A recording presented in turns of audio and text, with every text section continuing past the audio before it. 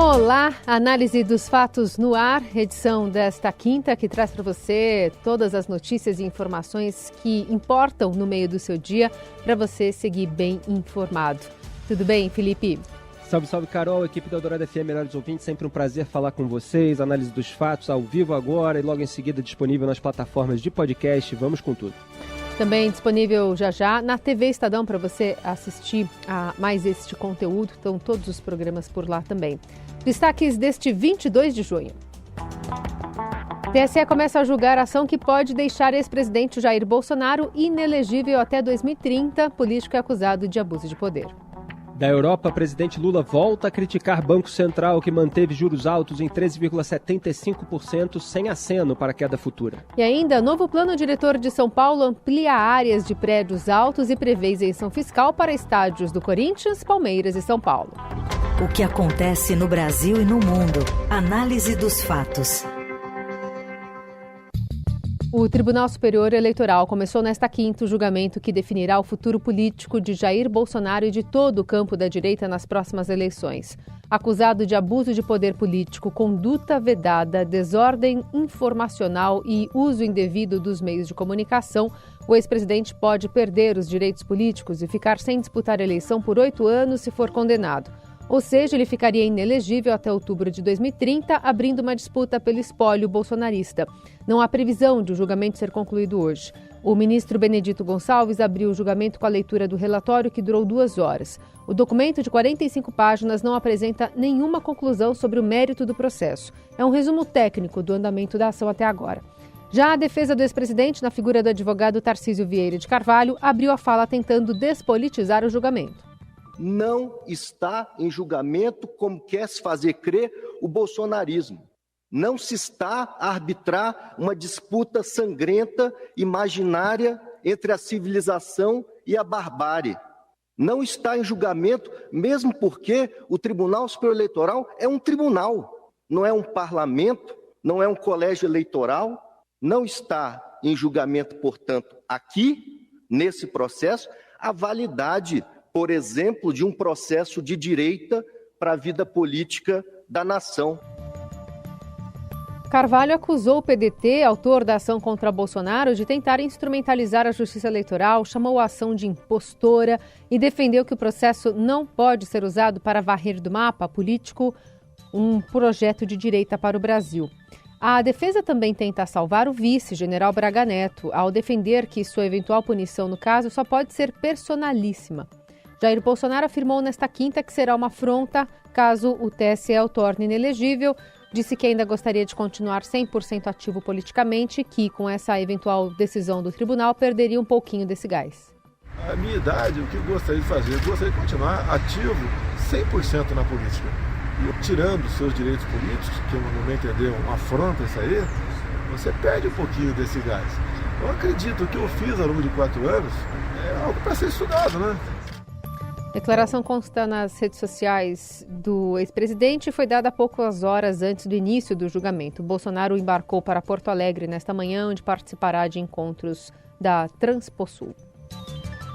Bom, o Ministério Público Eleitoral faz a leitura do seu parecer, que é favorável à inelegibilidade, e a gente vem acompanhando os bastidores desse julgamento, sabe que a tendência é que Bolsonaro seja declarado inelegível. Ele está aí mais pianinho, ele está com medo, não só de perda de direitos políticos, mas até de alguma punição mais grave. Então ele tem evitado maiores polêmicas, como a gente viu ao longo de 4 anos, com ataques rasteiros, como ele fez na reunião de embaixadores. Tenta-se, depois das acusações e fake news de Bolsonaro, alegar que ele simplesmente estava levantando questionamentos. Não é verdade. A gente tem que ter apreço pela língua portuguesa. Quando você tem uma dúvida, você faz uma pergunta sem que sequer a premissa contenha uma acusação. Acusação e desinformação, de maneira afirmativa e peremptória, elas não são questionamentos. E quando você faz isso com o uso da máquina pública, com toda a estrutura que o Palácio do Planalto dispõe, mandando uma mensagem para embaixadores de outros países, é claro que existe uma gravidade. Existe sim um duplo padrão do Tribunal Superior Eleitoral e, obviamente, ele vai ser usado aí pela propaganda bolsonarista para tentar desqualificar essa decisão e pintar Bolsonaro como vítima. Por quê? no julgamento da chapa Dilma Temer, não se levou em consideração o contexto, não se levaram em consideração as provas colhidas após ali o prazo.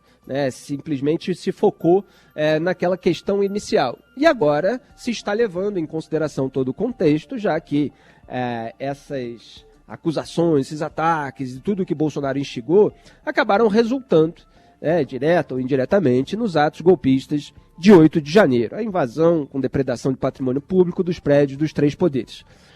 O advogado do PDT, no julgamento do Bolsonaro, citou até o escritor português Saramago, ele falou assim: por que foi que cegamos? Não sei, talvez um dia se chegue à razão. Essa não é a ação da reunião dos embaixadores, mas do ataque às instituições. Quer dizer, o advogado do partido que colocou a ação, ele está chamando a atenção para a questão geral, para a questão do contexto, mostrando ali o conjunto da obra do qual a reunião dos embaixadores é uma parte imoral, diga-se. E a defesa do Bolsonaro falou o seguinte: não está em julgamento o bolsonarismo, não está em julgamento a barbárie, não pode ser assim, está em julgamento a reunião com os embaixadores. Quer dizer, a defesa do Bolsonaro tenta levar o caso para o específico. A gente ainda vai ter aí o voto de cada ministro e amanhã vai poder comentar melhor, mas eu queria ler aqui um textinho que o Estadão me pediu para fazer de análise em primeira mão aqui para os melhores ouvintes da Eldorado FM. Eu, Felipe, antecipei em 16 de agosto de 2021, 1 ano e 75 dias antes da eleição, o seguinte, abro aspas: em resumo, a estratégia eleitoral de Jair Bolsonaro consiste em polarizar com o então ministro do TSE, Luiz Roberto Barroso, e o presidente da Corte, Alexandre de Moraes, colando a própria imagem na das Forças Armadas e deixando no ar a hipótese intimidatória de intervenção militar, sempre narrada como reação legítima a um golpe alheio anterior, já que o bolsonarismo terceiriza suas responsabilidades e não admite derrotas antes, durante nem depois. Fecho aspas. Então isso estava dito lá atrás. E como eu também apontei naquele mês, o bolsonarismo recorreu a essa estratégia de manipulação de massa porque subiu ao poder com um discurso antissistema, baseado no combate à corrupção da esquerda. Mas depois das revelações do funcionalismo fantasma da família Bolsonaro e dos escândalos do governo de seu patriarca, precisou de outra base para sustentar a retórica. Com isso, a propaganda bolsonarista desviou o foco do eleitorado da sabotagem do combate à corrupção real, com extinção da Lava Jato, afrouxamento da legislação penal e instrumentalização de órgãos de fiscalização e controle, para essa pose forçada de vítima do sistema eletrônico e de outras conspirações eleitorais. Foi desse modo que Bolsonaro fortaleceu duplamente o sistema que jurava combater. De um lado, por medo de cadeia, contribuiu para a impunidade geral que reabilitou o descondenado Lula. E é ilustrativo que o desdenunciado Flávio Bolsonaro tenha exaltado como louvável a posição garantista do advogado do presidente Cristiano Zanin, agora ministro do STF. De outro, esticando a corda em seu desespero por permanecer no poder, deu aos velhos representantes da República do Escambo, como eu chamo, uma causa nobre em nome da qual poderiam afetar virtudes, a defesa da democracia. Então o julgamento do Bolsonaro no TSE ilustra o fracasso da estratégia bolsonarista e confirma o que escrevi em 21 de janeiro de 2022. O abandono dos princípios morais é a primeira e maior de todas as derrotas. Na Eldorado, análise dos fatos. O presidente Luiz Inácio Lula da Silva reagiu à decisão do Comitê de Política Monetária de manter a taxa básica de juros da economia em 13,75% sem indicar uma queda futura. O presidente afirmou que o nível da Selic é irracional e que a direção do Banco Central joga contra os interesses do país. Não existe explicação aceitável porque a taxa de juros está 13,75%. Não existe. Nós não temos inflação de demanda. Eu acho que esse cidadão está jogando contra os interesses da economia brasileira. Lula concedeu entrevista coletiva antes de decolar da Itália para a França. Nesta quinta, ele almoça com Dilma Rousseff, ex-presidente do Brasil e atual comandante do novo Banco de Desenvolvimento. Encontra-se com os presidentes da África do Sul e de Cuba e com o primeiro-ministro do Haiti. À noite, Lula discursa no evento Power Our Planet. Durante o show da banda Coldplay, participa de jantar oferecido pelo presidente francês Emmanuel Macron aos chefes de delegação da cúpula para um novo pacto financeiro global, da qual participa. O Lula continua atacando Roberto Campos Neto, é o bode expiatório ideal, é o eventual culpado por qualquer agravamento da crise econômica.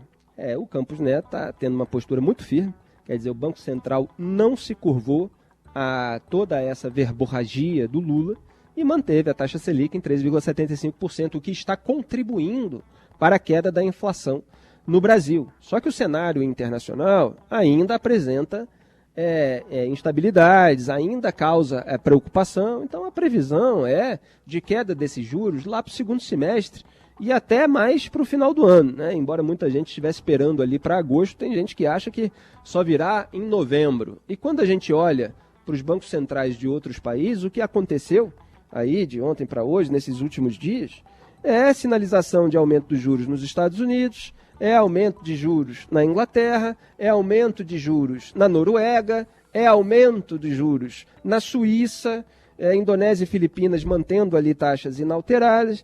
Quer dizer, você tem aí todo um movimento internacional e o Brasil faz parte dessa economia global. Então o Lula deveria se preocupar em fazer o dever de casa dele, que é parar de falar besteira e tomar atitudes que possam contribuir para um melhor cenário econômico, o que ele não fez no começo do governo, com todos aqueles acenos de irresponsabilidade fiscal. Análise dos fatos. O texto final da revisão do Plano Diretor trouxe um novo trecho que permite a isenção de impostos sobre serviços para 4 estádios de futebol em São Paulo, dos clubes Palmeiras, São Paulo e Corinthians. Os times paulistanos têm um histórico de disputa judicial para barrar cobranças milionárias desse imposto. O projeto transforma os locais em polos atrativos esportivos e turísticos. Ele abrange a Neoquímica Arena e a Fazendinha, ambos na Zona Leste, o estádio Cícero Pompeu de Toledo, no Morumbi, na Zona Sul, e o Allianz Parque, na Zona Oeste. A mudança é um jabuti. Não chegou a ser discutida nas demais versões do texto e não tinha até então entrado de forma clara no debate público. A Rádio Eldorado, o relator da revisão, vereador Rodrigo Goulart, admitiu que a iniciativa, que partiu da bancada do Corinthians, não possui qualquer estudo de impacto econômico para a cidade.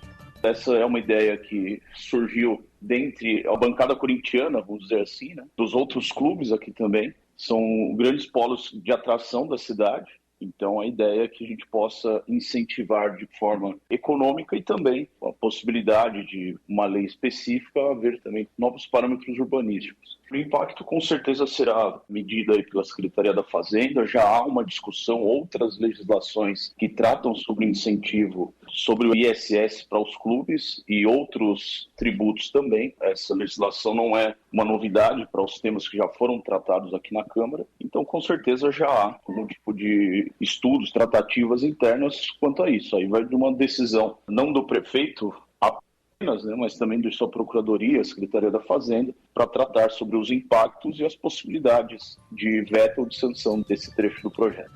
Os valores são milionários. No ano passado, por exemplo, o Corinthians obteve uma decisão judicial que barrou a cobrança de 24 das 29 multas, que totalizavam quase 21 milhões de reais pelo não pagamento do imposto. Hoje, os estádios também recebem um incentivo ou um significativo volume de shows e outros mega-eventos, além de terem restaurantes de alto padrão, visitas guiadas e outras atrações que ampliam a receita e o número de turistas e visitantes em geral. A revisão do plano terá a segunda e definitiva votação na Câmara Municipal nesta segunda, dias antes do recesso legislativo. Depois será encaminhada para promulgação pelo prefeito Ricardo Nunes. Olha, me incomoda que não haja qualquer estudo de impacto econômico para a cidade, como apontou a Carol aí na introdução. Quer dizer, você vai conceder incentivos, você vai conceder isenção de imposto sobre serviços para estádios de futebol sem haver um estudo, sem haver um planejamento, é só porque é a paixão nacional. Quer dizer, as coisas no Brasil precisam ser feitas com um planejamento claro.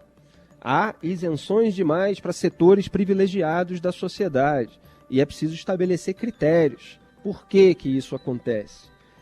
Eu sempre falo em relação ao Carnaval do Rio de Janeiro, por exemplo, que eu não sou contra, em tese, por princípio, investimentos públicos em eventos ou qualquer coisa desse tipo que tragam retorno para a cidade, para o estado, para o país, para a sociedade de uma maneira geral. Agora, é preciso haver transparência nisso tudo. é preciso haver planilhas, é preciso que isso seja devidamente publicado, quanto se gera de empregos, de lucros, para que setores, quais segmentos. Então, quem é beneficiado? Porque senão parece que político quer fazer onda, né, para ganhar voto de torcida de time de futebol, ou quer mostrar que defende ali o carnaval para uma população que gosta do carnaval. Então as coisas precisam ser feitas na ponta do lápis. Se isso é um investimento válido, quer dizer, se pode abrir mão desse dinheiro nos cofres públicos, porque vai render mais de outra maneira, que isso seja devidamente demonstrado. Senão, é mais privilégio. Na Eldorado, análise dos fatos. Olha só quem tá aqui. Você não desiste nunca, né? Isso é coisa de quem tá buscando marido. E por que eu deveria desistir? Eu sou uma árbitra formada. Quem é que vai levar a sério um jogo apitado por mulher, né? Você é bem bonita e futebol não é lugar pra quem veste saia, entendeu? Mulher não apita nada aqui. Ponto final. E por que homem pode? Curta sobre primeira árbitra brasileira de futebol ganha prêmio de ouro em Cannes. E quem conta mais é o Robson Morelli. Olá, amigos. Hoje quero falar de arbitragem, mas não dos jogos do Campeonato Brasileiro. Quero falar de um curta-metragem premiado em Cannes e retrata a história da primeira árbitra brasileira da história do futebol, Léia Campos. Azaléia de Campos Forneiro Medina. Ela tem hoje 77 anos, mas lá no final da década de 60, começo da década de 70, brigou com a Confederação Brasileira de Desportos, a CBD, que agora é CBF, para tentar apitar jogos de futebol. Então ela abriu portas e a história dela é retratada nesse curta de forma singela, bonita, atraente e bastante atual. Ela sofria muita resistência para trabalhar na arbitragem. Não era uma pessoa que teve a vida fácil dentro do futebol, ela estava abrindo portas, falava com os dirigentes do futebol e ninguém a ajudava. O presidente da CBD era o João Avelange, que depois foi presidente da FIFA, e ele mesmo, retratado nesse curta-metragem, falava para ela que ela não tinha condições nenhuma de apitar futebol, que as mulheres não tinham essa condição, não tinham porte físico, que não conseguiriam falar com os jogadores, se impor dentro de campo, e a Léia rompe com tudo isso, ela insiste no seu desejo de ser árbitra e ela consegue. Esse curta tem a direção da Olivia Lang, tem uma frase dela aqui na reportagem do Murilo Alves, que está no site do Estadão. É bem emocionante poder celebrar o reconhecimento de anos de muito trabalho.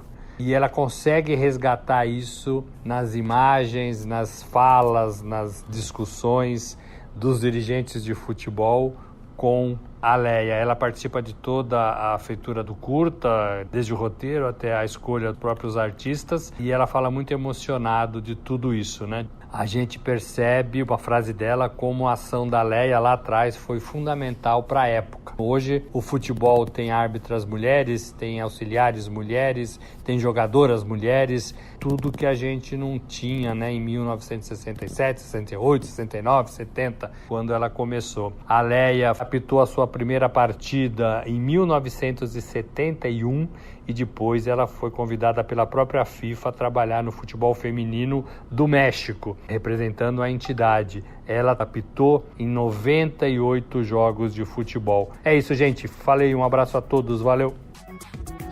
Que beleza, o bom pioneirismo precisa ser reverenciado. Então a Léia Campos ela abriu uma porta para as mulheres no futebol brasileiro e não há motivo algum pelo qual uma mulher não possa ser juíza de futebol. Embora ela tenha sofrido preconceitos ali, questionamentos a respeito como é que ela iria apitar nos jogos em que ela menstruasse, etc. Teve que responder esse tipo de coisa.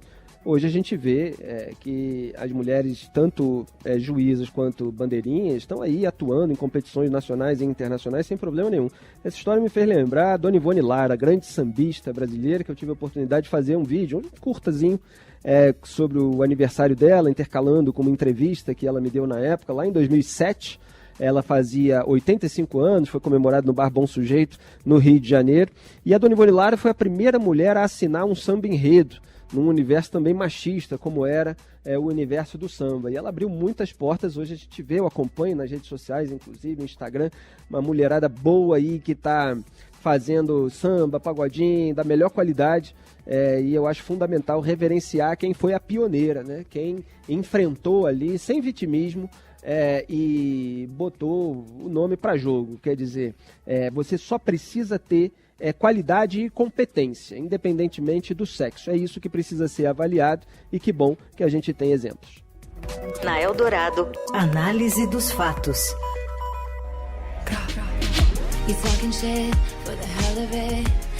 A venda geral para os shows extras de The Eras Tour, no Twitter está sendo chamado Já Eras Tour, né? Porque é rápido que acaba o ingresso.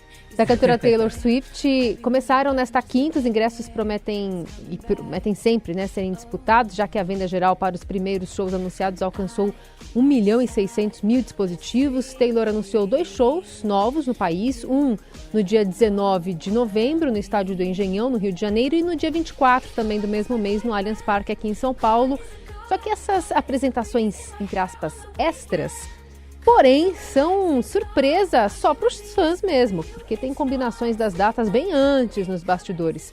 Quem conta pra gente dessa apuração é o editor de cultura do Estadão, Rodrigo Ortega. Boa tarde, Rodrigo. Boa tarde, Carol. Boa tarde, Felipe. Eu não sei se vocês já passaram por essa situação, mas eu já, e muito fã de música que quer ingresso para esses mega shows, vê o anúncio, vai atrás, fica na fila, mas os ingressos se esgotam. Aí a pessoa fica muito preocupada, mas logo depois aparece. Data extra, conseguimos mais uma data para Taylor Swift, para Roger Waters, para Harry Styles, enfim. Essas datas extras, como elas são negociadas? São realmente uma surpresa? A gente foi atrás numa reportagem aqui para o Estadão e conseguiu falar com produtores que trabalham nessas grandes agências e falaram o seguinte: essas datas nunca são surpresas, só para os fãs elas são surpreendentes. Os contratos já são sempre assinados muito antes, com as datas fechadas, inclusive as que não são anunciadas de primeira. É claro que isso gera uma sensação de escassez, uma sensação de que eu tenho que conseguir o ingresso para essa data, e aí lota, e depois uma segunda rodada dessa busca pelos ingressos, assim se vende muito mais. E o interessante que a gente descobriu é que esses contratos, como são fechados antes, já com as datas extras, caso seja vendido muito pouco e não haja uma demanda por essas datas, mesmo assim o artista recebe o seu cachê. Então é uma jogada que é boa para as produtoras por garantir essa busca, essa demanda, esse buzz, mas por outro lado também tem um risco para elas. O fã fica sabendo só depois, mas com essa reportagem a gente pelo menos conhece como é a negociação nos bastidores. O nome disso é marketing, grande estratégia de marketing, né? Você faz menos eventos, o pessoal corre para comprar, depois você abre o outro, o pessoal corre para comprar também, porque é o último, já é extra, e assim você não deixa aquele pessoal que, vendo que tem muitas opções, deixa ali para cima da hora, né? Então você já tem um retorno financeiro mais rápido. Não entendo nada de Taylor Swift, já falei outro dia que parei na Whitney Houston, mas minhas sobrinhas entendem e estarão num desses shows no Brasil. Tomara que elas gostem e que dê tudo certo. Esse negócio de marketing também tem aquela é a turnê despedida, né? E aí passa ano e exatamente, faz despedida todo ano. Continua, exatamente. Tem muito disso. Bom, e assim a gente vai encerrando a análise dos fatos de hoje com trabalhos técnicos de Moacir Biasi e o comando da mesa de som de Carlos Amaral. Produção, edição e coordenação de Laís Gotardo. Um beijo, Carol, abraço, melhores ouvintes, até amanhã. Até amanhã.